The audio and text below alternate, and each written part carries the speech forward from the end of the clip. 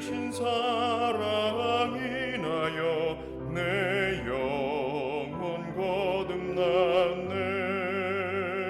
주 나의 안에 계시고 나 주의 안에 있어 저 포도비유 같으리 참 좋은 나의 친구. 내 친구 되신 예수님 날 구원하시려고 그 귀한 몸을 버리사 내 죄를 대속했네. 내 주를 항상 믿으며 그 손을 의지하고 내 몸과 마음을 바쳐서 끝까지 충성하리. 내 진실하신 친구여 그 은혜 내려주사 날 항상 보호하시고 내 방패 되옵소서. 그 풍성하신 사랑을 네 능히 끊을 소냐.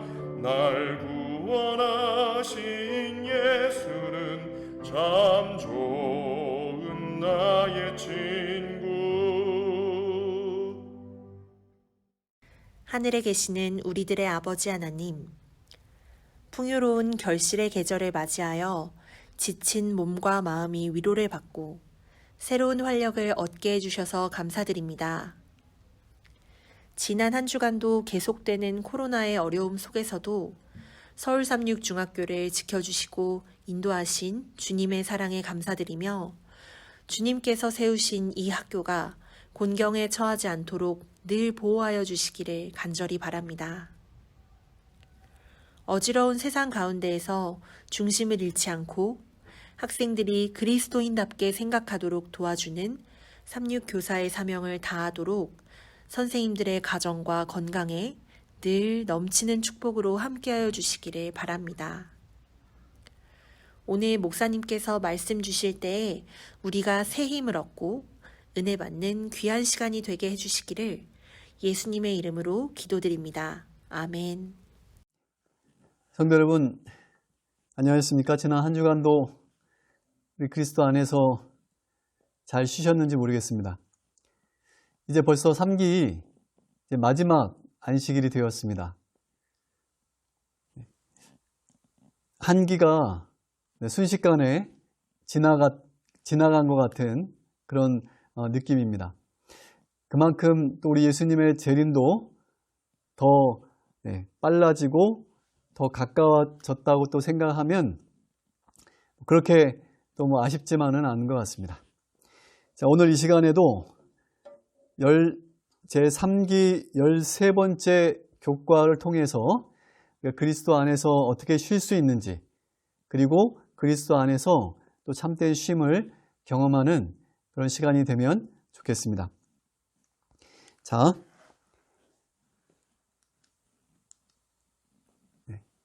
마지막 13과의 제목은 최종적인 쉼입니다. 자, 이 마지막 우리 교과에서는 선과 악의 이 싸움에서 그리스도와 사탄 사이의 거대한 투쟁의 소용돌이 속에 우리가 살고 있다라고 그렇게 오늘 우리가 처한 상황을 설명하면서 우리가 처한 상황 속에서 오늘 우리 자신의 이 싸움을 어떻게 싸워야 할지, 그리고 그 안에서 우리가 어떻게 참된 쉼을 또 맛볼 수 있는지, 누릴 수 있는지에 대해서 오늘 함께 말씀을 통해서 살펴보도록 하겠습니다. 정말 우리 모든 사람 또는 각 사람의 영원한 운명이 달려있는 또는 영원한 운명이 결정되는 그런 긴박하고 절박한 그런 실제 싸움, 이 싸움의 현장 속에서 그런 긴장 속에서 우리가 어떻게 쉼을 얻을 수 있을까요? 자, 오늘 교과의 제목은 고린도전서 2장 9절에 있는 말씀입니다. 우리가 다 잘 알고 또 우리가 좋아하는 말씀 중에 하나라고 생각이 되는데요. 저도 이 말씀을 읽을 때마다 또는 들을 때마다 마음속에 설레임이 있습니다. 기록된 바 하나님이 자기를 사랑하는 자들을 위하여 예비하신 모든 것은 눈으로 보지 못하고, 눈으로 보지 못하고 또 귀로 듣지 못하고 사람의 또 우리 마음으로도 생각지 못하였다. 우리 각자가 나름대로 하나님의 나라에 대해서 나름대로 생각을 해보지만 또 상상도 해보지만 결코 우리의 인간의 생각과 어떤 인간의 이 상상으로 하나님 나라를 우리가 다 상상할 수도 또 생각할 수도 없는 것입니다. 우리의 이 제한된 이 상상력 또는 이 제한된 뇌의 능력을 가지고 우리가 감히 하나님의 나라를 상상하기 어렵다는 그런 말씀이죠. 어쨌든 우리가 이 말씀을 우리가 읽을 때마다 들을 때마다 하나님 나라에 대한 소망이 우리에게 최종적인 쉼을 가져다 줄 또 가져올 하나님 나라에 대한 소망이 새로워지고 또 마음에 그런 아름다운 그 설레임으로 가득 차는 것 같습니다. 자, 소망. 자, 고린도전서 13장 13절에 보면 우리가 잘 아는 말씀이죠. 믿음, 소망, 사랑. 자, 이 세 가지는 항상 있을 것인데 그 중에 제일은 사랑이라 이렇게 말씀하고 있습니다. 좀 저는 다른 의미로 또 한번 생각해 보았는데요. 자, 고린도전서 13장 13절 말씀에는 믿음, 소망, 사랑이 항상 있어야 되는데 그 중에 제일은 사랑이라고 이렇게 말씀을 하고 있습니다. 그런데 어떤 면에서 보면 사랑이 있어도 믿음이 있어도 그렇죠? 우리 주님에 대한 사랑 또 우리 주님에 대한 믿음이 있을지라도 소망이 없다면 어쩌면 고린도전서 15장에서 말씀하고 있는 것처럼 우리의 믿음은 헛된 믿음이 될 수 있고 그렇죠? 또 우리의 사랑은 슬픈 사랑이 될 수 있는 것입니다.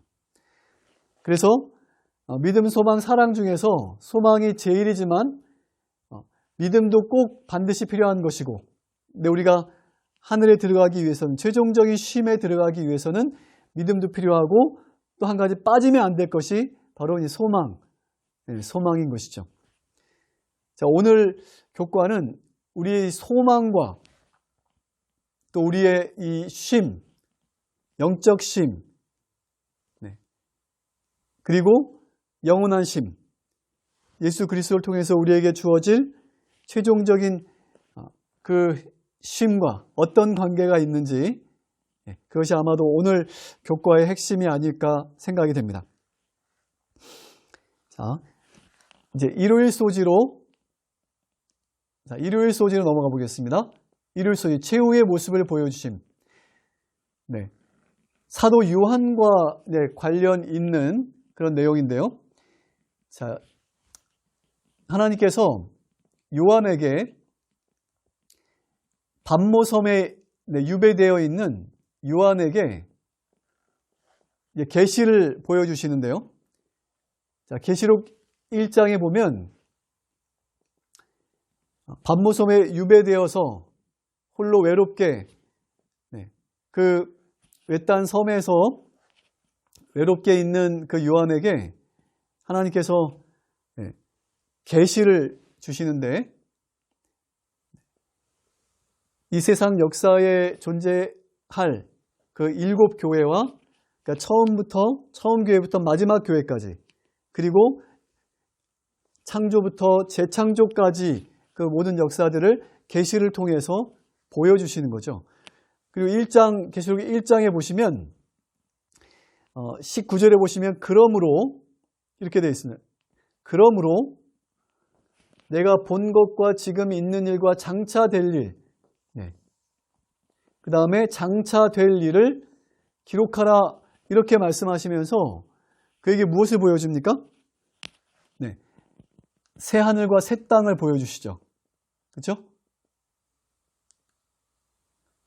계시록 21장으로 가면 그 7 교회와 그 가운데 이 선악간의 싸움, 그 쟁투와 함께 마지막에 그 모든 선악간의 싸움이 끝나고 그리고 새 하늘과 새 땅이 펼쳐지죠. 그래서 계시록 21장 1절에는 자, 새 하늘과 새 땅을 보여주시면서 10절에 가면 어디로 데려가나요? 거룩한 성, 새 예루살렘. 새 예루살렘을 또 요한에게 보여집니다. 요한이 얼마나 환상적이었을까요? 그 사람이 전혀 없는 외딴 섬, 척박한 그 섬에서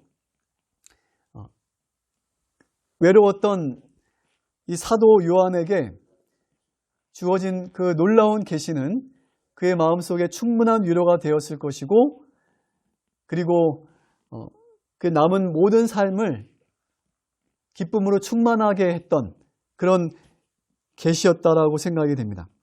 자, 영감의 교훈에 보면 사도행적 570페이지 일요일 소지죠. 일요일 소지 영감의 교훈에 보면 이렇게 되어 있어요. 에게해 가운데 있는 바위로 덮인 불모의 섬인 밤모는 로마 정부가 죄수들의 정배지로 택한 곳이었으나 하나님의 종에게는 이 침울한 거처가 하늘의 문이 되었다. 이 침울한 거처가. 사도 요한도 인간이기 때문에 이 환경에 전혀 영향을 안 받을 수가 없었겠죠. 아마도 침울하고 좀 우울한 그런 지극히 인간적인 감정을 느꼈을 수도 있습니다. 그러나 하나님께 그에게 이 놀라운 하늘에 대한 그런 비전을 보여주셨을 때 그곳은 하늘의 문이 되었다. 이렇게 기록하고 있습니다.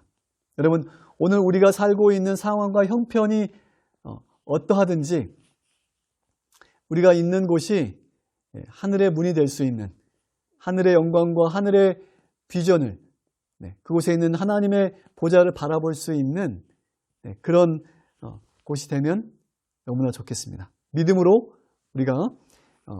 우리가 있는 곳을 하늘의 문으로 만드는 그런 역사가 있게 되기를 바랍니다. 자, 월요일 소지에서는 자, 카운트다운이라는 제목 하에 자, 예수님의 다시 오심은 어떠할 것인가? 우리가 어떻게 하면 속지 않을 수 있는가? 자, 예수님께서 오실 때 자, 어떻게 오실지에 대해서 아주 분명하게 말씀하고 있죠. 자, 예수님께서 오실 때는 여러 가지 거짓 선지자들도 있고 그리고 재난들도 징조들도 있는데 그 예수님께서 다시 오실 때의 그 모습이 성경에 분명하게 여기 기록을 하고 있습니다. 말씀해 주고 있습니다. 보면 여기 땅의 모든 족속들이 통곡하며 이랬습니다. 자, 예수님께 재림하실 때 모든 족속이라고 말씀하고 있어요. 그리고 자, 구름을 타고 오실 것이다. 이렇게 말씀하고 있죠. 그리고 큰 나팔 소리와 함께 그리고 천사들이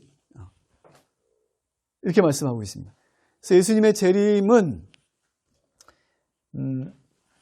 가시적으로 구름을 타고 모든 사람이 볼 수 있게 모든 족속이 볼 수 있게 구름을 타고 그리고 큰 나팔 소리로 들을 수 있게 모든 사람이 보고 들을 수 있게 그렇게 오신다고 하는 것입니다. 그리고 비밀리에 오시는 것이 아니라 공개적으로 오실 것을 말씀하고 있습니다. 그러므로 예수님이 여기 있다 저기 있다 할지라도 우리가 속을 필요가 전혀 없는 거죠.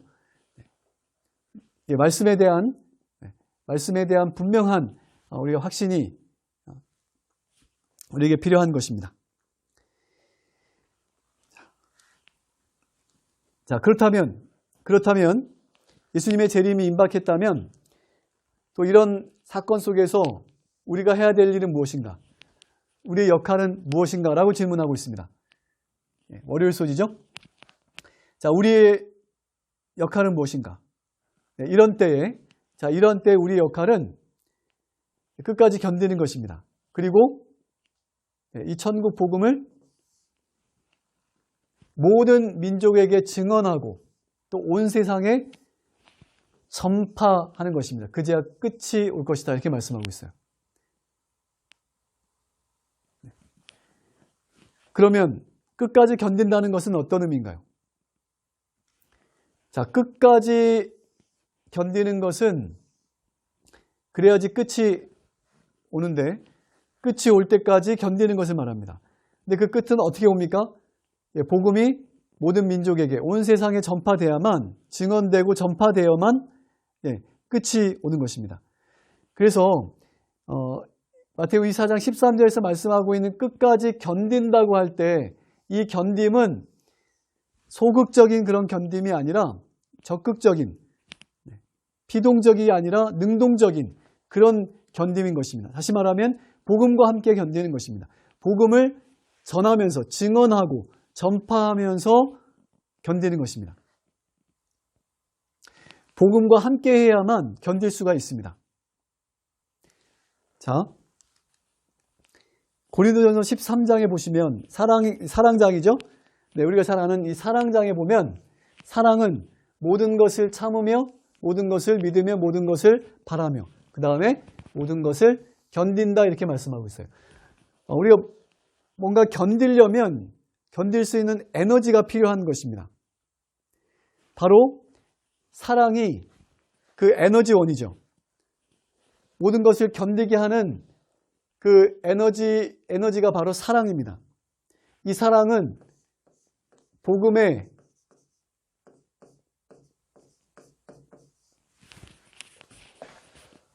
핵심입니다. 네. 그래서 여러분, 우리가 복음을 전할 때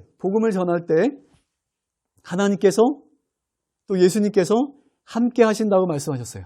대사명을 제자들에게 말씀하시면서 너희가 이 사명을 감당할 때 내가 세상 끝날까지 너희와 함께 하겠다고 말씀하셨죠. 하나님은 예수님을 통해서 우리와 함께 하시고 그리고 우리가 복음을 전할 때 우리의 사명을 감당할 때 마지막에 늦은 비 성령의 역사가 있을 것을 우리에게 말씀하고 있습니다. 우리의 사명을 감당하는 자들에게 늦은 비 성령의 역사가 있을 것입니다. 그래서 다시 말씀드리면 우리가 복음과 함께 할 때 우리가 견딜 수 있는 것입니다. 견딜 수 있는 힘과 능력과 에너지를 공급받는 것입니다.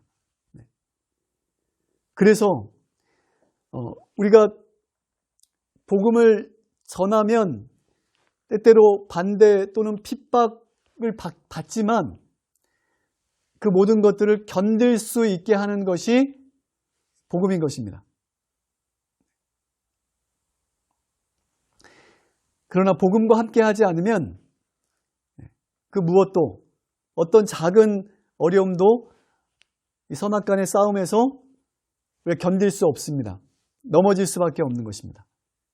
그래서 우리 복음과 함께 해야 됩니다. 복음과 함께 한다는 것은 그 복음을 증언하고 전파하는 우리의 사명을 감당하는 것, 대사명을 감당하는 것, 그것이 복음과 함께 하는 것이고 복음과 함께 우리가 견딜 수 있는 것입니다. 그것이 끝까지 견딘다고 하는 그런 의미. 그래서 끝까지 견디는 자라고 하는 것은 복음과 함께, 복음이 온 세상 끝까지 전파될 때까지 우리의 사명을 감당하면서 그렇게 능동적으로 견디는 것을 말하는 것이죠. 억지로 참고 견디는 것이 아니라 예수님과 함께 그것을 이겨나가는 것이죠. 그렇게 할 때 우리가 견딜 수 있고 또 이길 수 있고 또 승리할 수 있는 것이죠.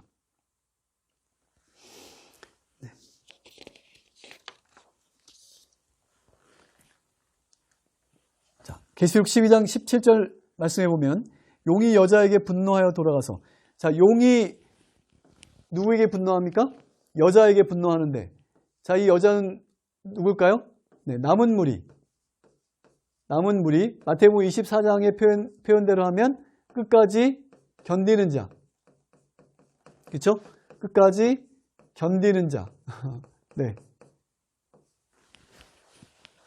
용이 남은 무리에게 왜 분노합니까? 네, 이 남은 무리들은 하나님의 계명을 지키며 예수의 증거를 가진 자들이기 때문에. 다시 말하면 이것이 남은 무리의 정체성 아닙니까? 이 정체성은 이 정체성의 그 핵심은 복음입니다. 복음으로 특징 지어진 그 정체성이 남은 무리들의 정체성이죠. 그래서 이 남은 무리들은 단지 복음을 알고 있는 사람들이 아니라 그 복음을 전하는 사람. 그렇기 때문에 용이 분노하는 것이고요. 용이 분노할지라도 남은 무리들은 복음을 전파할 것이고 또 그 복음으로 견딜 수 있는 것입니다. 그리고 그 싸움에서 승리할 수 있는 것이죠. 화요일소지 가면 전진 명령. 자, 전진 명령입니다. 어떤 명령일까요? 계시록 14장 6절 12절에 보면 우리 잘 아는 세천사의 기별이 나오는데요. 이 말씀은 무엇을 가르쳐 주고 있으며 우리는 세상에 어떤 기별을 전해야 되는가? 세천사 기별이 무엇을 가르쳐 주고 있습니까? 네. 첫째 천사의 기별은 하늘과 땅과 물들의 근원을 만드신 이를 경배하라. 네. 창조주를 경배하라. 네. 자, 이런 사실을 우리에게 가르쳐 주고 있죠. 자, 창조주를 경배하라는 첫째 천사의 기별을 보기 전에 먼저 6절에 보면 영원한 복음이 먼저 등장합니다. 네. 자, 이걸 놓치면 안 됩니다. 영원한 복음이 먼저 등장합니다. 그래서 이 셋째 그 6절이 그 서론이라고 본다면 이 세 천사의 기별의 그 전체 이 주제가 무엇인지를 여기서 먼저 우리에게 제시하고 있는 것이죠. 세 천사의 기별, 모든 기별들은 영원한 복음으로 간주되는 것입니다. 영원한 복음과 관련이 있는 것입니다. 그래서 우리가 세 천사의 기별을 전할 때는 영원한 복음과 조화되도록 또 영원한 복음이 드러나도록 그렇게 우리가 이 기별을 다루고 또 전해야 될 것입니다. 근데 이 표면으로 드러난 것을 보면 첫 번째 천사의 기별은 창조주를 경배하라. 그래서 우리가 이해하고 있듯이 이 안식일과 관련이 있어요. 자, 두 번째 천사는 바벨론에서 나오라. 큰 성 바벨론 무너질 큰 성 바벨론에 나오라고 하는 기별 아닙니까? 네, 이건 역시 창조주를 경배하라고 하는 이 첫째 천사의 기별의 연속이라고 볼 수가 있습니다. 반복이라고 볼 수가 있습니다. 네. 그리고 셋째 천사의 기별은 무엇입니까? 네, 짐승의 표를 받지 말라. 네, 표를 받지 말라. 네, 이렇게 말씀하고 있죠. 이 표는 무슨 표입니까? 짐승의 표. 하나님의 표. 하나님과 그분의 백성의 관계를 말해주는, 증명해주는 그 표가 되는 안식일과 반대되는 바로 짐승을 경배하는 짐승의 표인 일요일을 말하는 것이죠. 우리가 잘 알고 있듯이. 그래서 이 세 천사의 기별의 표면적으로 드러난 그 기별은 안식일 기별로 우리가 이해하게 됩니다. 그러나 조금 더 깊이 들어가면 이 세 천사의 기별은 믿음으로 말미암는 의의 기별이다. 자, 엘렌 화이트 그렇게 얘기를 했죠?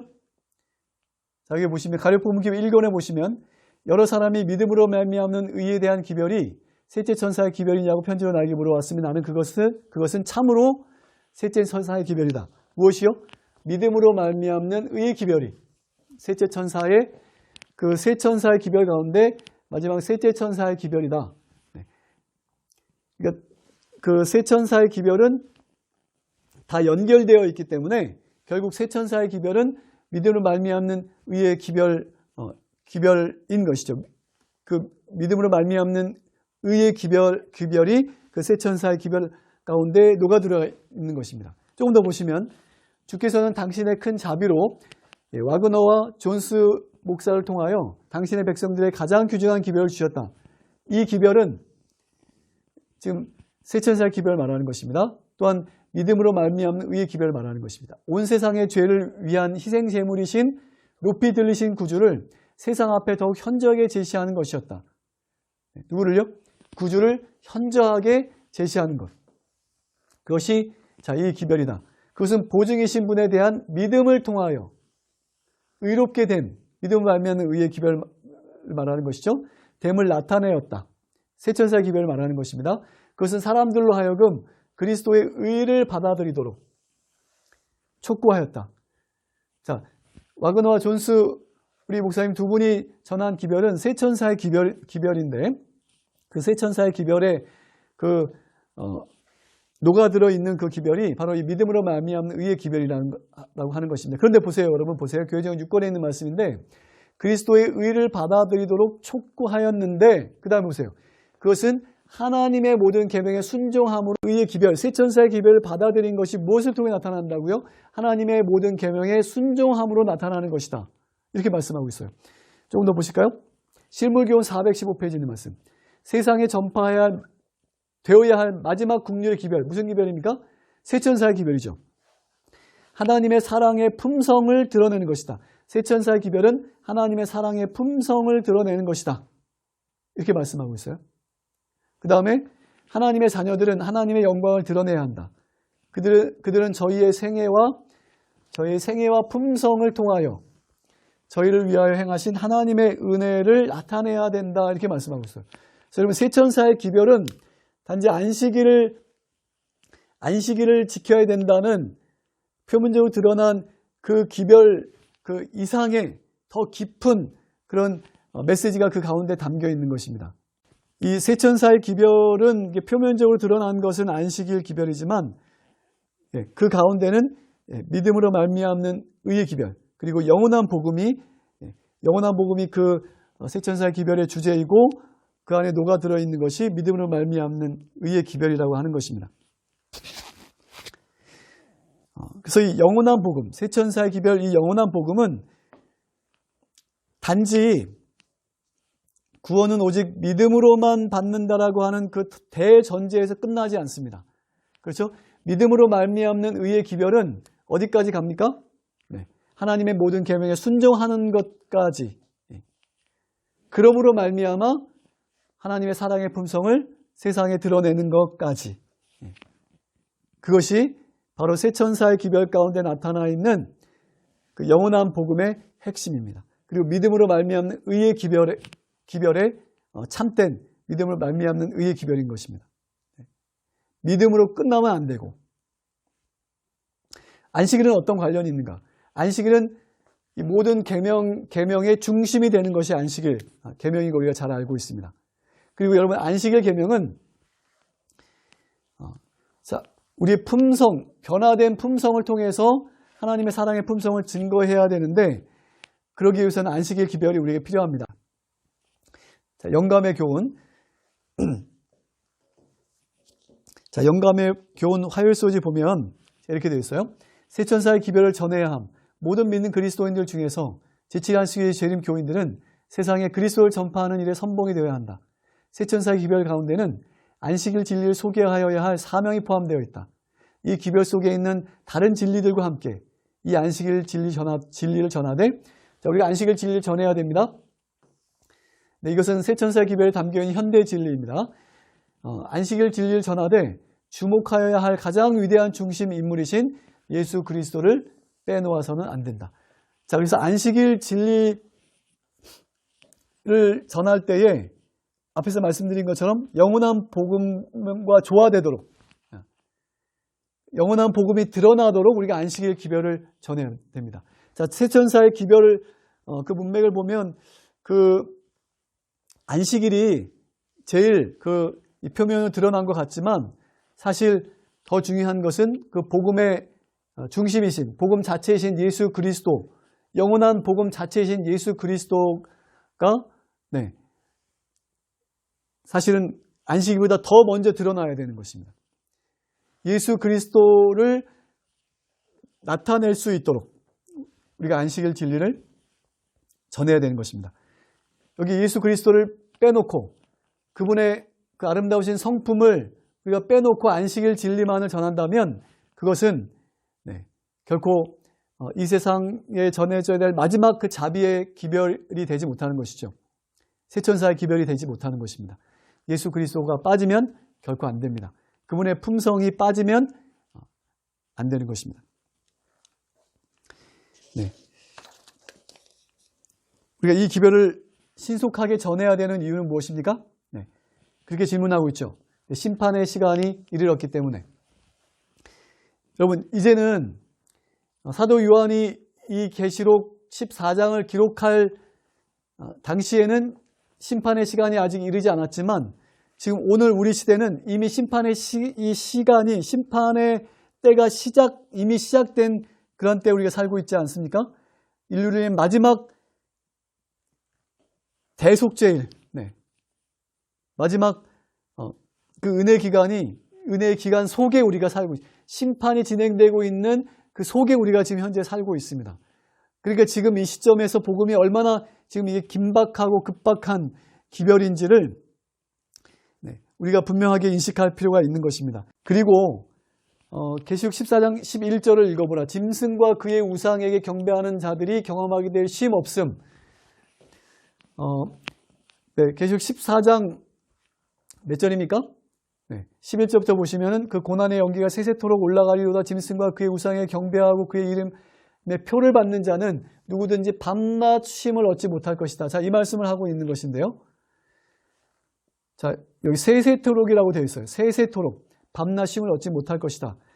자, 다 알고 계시지만 한 번 더 설명드리겠습니다. 자, 세세토록이라는 것은 헬라 원어로 아이온입니다. 아이온이라고 하는 표현은 영원을 의미하기도 하지만은 아이온인데요. 이것이 그 주어가 무엇이냐에 따라서 영원이 될 수도 있고 한 세대 또는 그 일생이 될 수도 있어요.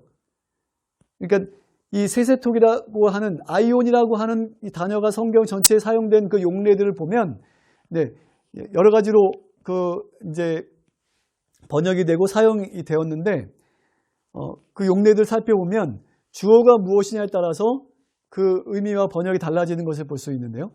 자, 여기서 말하는 세세토록은 그 주어가 누굽니까? 짐승의 표를 받는 자들, 사람들이 주어가 되겠죠. 그렇기 때문에 이 세세토록이라고 하는 것은 정말 영원히 밤낮 쉼을 얻지 못하는 그 지옥불에 들어가는 것을 의미하는 것이 아니고 그 일생 살아있는 동안에 밤낮 쉼을 얻지 못할 것이다. 말 그대로 밤낮 24시간입니다.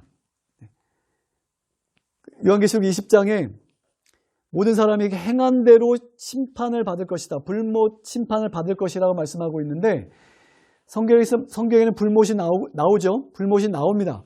그것이 정말 거기는 정말 지옥이라고 할 수 있겠죠. 그러나 그 불못은 영원히 타는 불못이 아니라 영원히 죽지도 못하고 불타는 그런 지옥이 아니라 각 사람이 행한 대로 심판을 받고 그리고 소멸되는 그런 불못입니다. 그래서 밤낮 쉼을 얻지 못하는 것은 24시간 밤낮 쉼을 얻지 못하는데 언제까지요? 심판받아서 소멸될 때까지는 밤낮 쉼을 얻지 못할 것이다. 자, 그런 의미로 이해하시면 되겠습니다. 이제 수요일 소지 가겠는데요. 수요일 소지 평안한 휴식.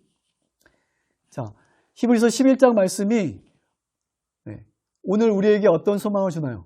자, 히브리서 11장 13절에 보면 이 사람들은 다 믿음의 사람들, 믿음의 영웅들이죠. 다 믿음을 따라 죽었으며 약속을 받지 못하였을 때 이게 무슨 말입니까? 약속을 받지 못했다 이게 무슨 말인가요? 이것을 영어 성경으로 보면 이렇게 되어 있어요. They did not receive the things promised. 그래서 그 약속된 그 일들을 받지 못했다 이런 뜻입니다. 다시 말하면 믿는 자들에게 하나님의 영원한 나라, 더 나은 본향, 그리고 하나님께서 예비하신 그 영원한 성을 주시겠다고 하는 그 약속을 아직은 받지 못했다. 이런 의미죠. 약속을 못 받았다는 게 아니라 약속을 받았는데 그것이 아직 이루어지지 않았다. 자, 그런 의미로 보면 되겠죠. 그래서 믿음의 영웅, 성경에 기록된 정말 그 위대한 믿음의 영웅들조차도 아직 그 약속을 받지 못했습니다. 아직 그 약속된 그 일들을 아직 경험하지 못했습니다. 그들도 여전히 무덤 가운데 있는 것이죠. 그래서 우리가 혹 신앙생활 하다가 우리가 어떤 이유로든지 죽게 된다 해도 우리는 그 믿음의 영웅들과 함께 우리 예수님 오시는 날 최종적인 쉼, 그 평안한 영원한 안식에 들어갈 수 있다는 그런 소망을 또 갖게 되는 것이죠. 그리고 우리에게 놀라운 비전, 더 나은 본향에 대한 그런 소망이 우리에게 있는 것입니다. 자, 그리고 예수님께서는 죽음을 어떻게 묘사했습니까? 두 번째 질문 보시면 자 어떻게 묘사하셨죠? 우리 잘 알고 있는 그런 내용입니다. 그 나사로에 대해서 말씀하시면서 나사로가 죽은 것이 아니라 잠들었다라고 이렇게 말씀하고 있죠. 성경은 성도들의 죽음을 잠으로 묘사하고 있다는 걸 우리가 너무 잘 알고 있습니다. 뿐만 아니라 저희 요한복음 14장 13절에 보시면 또 내가 들으니 하늘에서 음성이 나서 이르되 기록하라 지금 이후로 주 안에서 죽은 자들은 복이 있다. 자, 죽음에 복이 있다 이렇게 말씀하세요. 성령이 이르시되 그러하다. 그들의 수고를 그치고 뭐하리니? 쉬리니. 자, 성도들은 죽음에도 복이 있다. 왜냐? 수고를 그치고 쉴 수 있기 때문에 라고 말씀하고 있어요. 자, 다니엘 12장 13절에도 보면 너는 가서 마지막을 기다리라. 이는 내가 평안히 쉬다가 평안히 쉴 것이다 이렇게 말씀하고 있어요. 다니엘에게 끝날에는 내 몫을 누릴 것이다. 자, 그래서 성도들은 죽음에도 평안히 있고 평안히 쉴 수 있다. 자, 성경은 이렇게 말씀하고 있죠. 네. 우리가 이 땅에 존재했던 모든 사람들은 나중에 언젠가는 다 부활하게 되겠죠? 반드시 한 번은 다시 살아나게 됩니다. 그렇죠? 그러나 두 가지 모습으로 나눠지게 되죠. 한 부류의 사람들은 생명의 부활로 다시 일어날 것이고 또 한 부류는 심판의 부활로. 근데 심판의 부활에 참여할 사람들에게는 쉼이 없겠죠. 그들에게는 어떻게 표현할 수 있을까요? 그들은 쉬는 게 아니라 떨고 있다고 이렇게 하면 표현되겠죠. 그래서 이것은 믿음, 소망, 사랑 안에서 죽은 또는 잠든 성도들의 그 이제 상태를 자, 이렇게 표현하고 있다고 이해할 수 있겠습니다. 하나님께서 보실 때 그 성도들의 상태인 것이죠. 자, 다음에 보시면 시대소망 787쪽 믿는 자들에게는 죽음이 사소한 문제에 불과하다. 그리스도께서는 그것을 마치 순간의 일처럼 말씀하셨다. 순간의 일처럼. 한순간의 침묵과 어두움에 불과하다. 성도들에게 죽음은 한순간이라고 하는 것입니다. 5,000년 전에 잠들었던 아담 하와나 또는 이 마지막 시대에 잠든 하나님의 백성들이나 그 죽음은 사소한 문제에 불과하고 또 한순간에 불과하다. 그렇게 말씀하고 있습니다. 그래서 우리 예수님 오실 때 우리가 부활할 때에 생명의 부활로 일어날 때에 마치 기다렸다는 듯이 이렇게 활력을 입고 그렇게 나오게 될 것을 성경은 말씀하고 있습니다. 이것이 오늘 믿는 자들, 성도들에게 주시는 놀라운 영광이고 또 은혜이고 특권인 것입니다. 그 한순간이 지나면 성도들은 주님의 음성을 듣고 그리고 영생의 몸으로 부활하게 될 것입니다. 그리고 최종적인 쉼에 들어가게 되겠죠. 영원한 안식에 들어가기 위한 순간의 기다림을 기다리고 있는 것입니다. 그 기다림의 상태를 말씀하고 있는 것이고요. 그리고 여러분 시편 139편 7절 8절에 이런 말씀이 있습니다. 자, 우리가 무덤 속에서도 죽음 속에서도 우리가 쉴 수 있는 그 이유입니다. 내가 주의 영을 떠나 어디로 가며 주의 앞으로 어디로 피하리이까? 내가 하늘에 올라갈지라도 거기 계시며 수월에 내 자리를 펼지라도 거기 계시니이다. 개역 개정판인데 개역 성경에는 이 수월을 음부 또는 다른 성경에는 무덤이라고 번역하기도 했습니다. 무덤에 내 자리를 펼지라도 거기에 계시니이다. 여러분, 우리 예수님은 세상 끝날까지 우리와 함께 하시겠다고 약속하셨는데 무덤에도 우리가 무덤에 있을 때에도 거기 계신다 이렇게 말씀하고 있어요. 예수님께서 우리 무덤을 지키고 계시기 때문에 우리는 평안히 쉴 수 있는 것이죠. 그러므로 우리는 오늘 교과 목요일 소리에서 말씀하고 있는 것처럼 그러므로 우리는 주 안에서 항상 기뻐할 수 있습니다. 우리가 이 죄악 세상에서 걱정이 많고 어려움이 많은 고난이 많은 이 세상에서 어떻게 항상 기뻐할 수 있나요? 주 안에서만 우리가 항상 기뻐할 수 있습니다. 주님이 없으면 우리가 또 슬퍼하고 우울해하고 또 실망할 수 있겠죠? 그러나 주 안에서는 항상 기뻐할 수 있습니다. 너희는 아무것도 염려하지 말라고 말씀하고 있는데 어떻게 그렇게 할 수 있나요? 이 죄악 세상에서 염려를 안 할 수가 없어요. 염려하지 않을 수 있는 방법은 모든 일입니다. 모든 일에 기도와 간구로 아뢰라 이렇게 말씀하고 있죠. 자, 여기서 말하는 모든 일은 이 염려는 말 그대로 모든 일과 관련이 되어 있습니다. 우리 예수님께서는 날마다 우리의 짐을 지신다. 날마다 우리의 짐을 지신다라고 말씀하고 있죠. 정말 너무나 감사하고 은혜가 되는 말씀 아닙니까? 여기서 말하는 짐은 죄의 짐만을 말씀하고 있는 것이 아니라 우리 삶의 우리 연약한 우리의 인성이 우리의 마음이 지고 있는 그런 모든 짐, 그 모든 짐을 말씀하고 있는 것이죠. 그 모든 짐을 우리 대신 지시는 져주시는 그 예수님이 우리와 함께 하시기 때문에 또 우리와 함께 하신다고 말씀하시기 때문에 우리가 그분 안에서는 그리고 우리가 그분을 믿고 그분께 모든 것을 맡기고 기도로 간구할 때에 우리는 그분 안에서 염려를 내려놓고 우리가 쉴 수 있는 것입니다.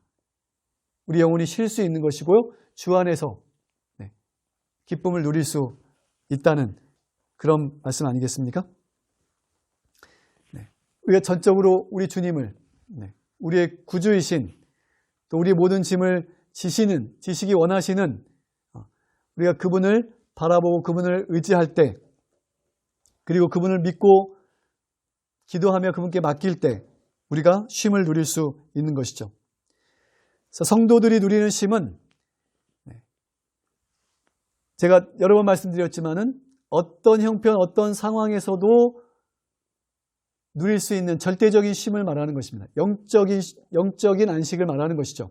히브리서 4장에서 말씀하고 있는 이스라엘 백성들이 누리지 못했던 그 영적 안식, 그 절대적인 쉼을 말하는 것입니다. 그것은 그리스도 안에서만 누릴 수 있는 쉼입니다. 이러한 쉼을 경험한 자들이 누릴 하늘의 영원한 안식, 그 최종적인 쉼이 그들을 위해서 기다리고 있는 것이죠. 여러분, 코로나 팬데믹으로 인해서 온 세상이 두려움에 떨고 있고 날마다 세계 도처에 대형 재난들이 일어나고 있고 끔찍한 사고와 범죄들이 일상이 되어버린 노아의 때와 같은 이 끔찍한 세상에 우리가 살고 있지만 성도들은 피할 길이 있는 것입니다. 우리의 죄인들의 도피성이 되시는 우리 주님, 또 그분을 믿는 자들의 방주가 되시는, 구원의 방주 되신 그 예수님께 피할 때 또 그분 안에서 우리는 쉴 수 있는 것입니다. 이 선과 악의 큰 싸움 속에서 우리 각자의 이 선한 싸움을 싸울 때에 우리 스스로는 감당할 수 없어 쓰러질 때에도 우리가 예수님을 바라본다면, 또 예수님을 믿음으로 붙든다면, 그리고 그분을 우리 마음속에 모신다면 우리 영혼은 쉼을 누릴 수 있는 것입니다. 여러분, 이렇게 그리스도 안에 쉼이라고 하는 주제로 제3기 교과를 함께 나누었습니다. 우리가 나눈 모든 말씀의 의미들을 우리 마음속에 새기시고 또 날마다 그 말씀을 우리 삶 속에 적용하고 실천하심으로 우리 예수님 안에서 우리가 죄악 세상이지만 그 영적 안식을, 이스라엘 백성들이 누리지 못했던 그 영적 안식을 우리가 날마다 경험하면서 하늘의 영원한 안식, 그리고 최종적인 안식에 들어갈 수 있는 저와 여러분, 우리 모두가 되기를 제가 간절히 바라면서 말씀을, 제3기 교과의 말씀을 마치도록 하겠습니다. 감사합니다. 기도하고 마치겠습니다. 하늘에 계신 하나님 아버지, 오늘 이 시간에 최종적인 쉼이라고 하는 그런 제목으로 또 함께 말씀을 나누었습니다. 아버지, 오늘 우리도 예수님을 바라보고 또 예수님을 믿고 또 예수님을 의지함으로 또 믿음으로 예수님을 붙들므로 예수님께서 우리에게 주시기 원하시는 참되고 영원한 쉼, 그 최종적인 쉼에 우리 모두가 참여할 수 있는 그런 놀라운 은혜를, 그 구원에 참여할 수 있는 우리 모두가 되도록 이 안식일도 우리 주님과 더 가까워지고 또 주님 우리 마음속에 모시는 복된 안식일 될 수 있도록 인도해 주시기를, 또 우리 마음을 주장해 주시기를 사랑이 많으신 우리 구주 예수님의 이름으로 간절히 기도드리옵나이다. 아멘.